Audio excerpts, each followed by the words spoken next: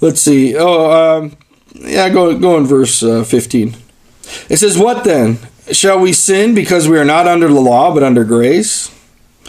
And this was some of the detractors of Paul, some of the ones that followed around and tried to cause problems for Paul, would say that this is what he's saying. You're saying we're not under the law, we're under grace, so we should just go on sinning so that grace can abound. We should sin because we don't have to worry about the law. And he's like, by no means. Verse 16, don't you know that when you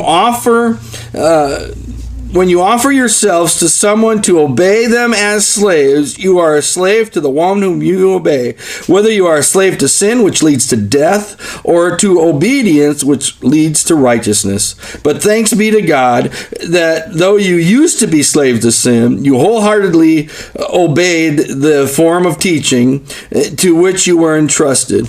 You have been set free from sin and have become slaves to righteousness. And he says, no, it's not a matter of, okay, now that we're free, that was the other one in Galatians, you'll see, it's for freedom that Christ set you free. We have freedom in God. We're free from sin. We're free from the law. We're free from all these regulations that are all around us. But just because we're free, it doesn't mean that we go on sinning. It doesn't mean that we then let sin reign in our body. Because if we go sin because of that freedom we have, if we go sin because our righteousness is by faith and not of works, then we're going to become a slave again to that sin. We're going to let sin reign in our body, and it's going to take control of us, and it's going to lead to death. It's going to lead to separation from God. We need to be slaves to God. We need to be slaves to His love, and we need to let His righteousness reign in our lives. Yeah. And the freedom we have is a freedom to be able to obey Him, to be able to serve Him, to be able to love Him, and to be able to see His life and power and love and freedom flow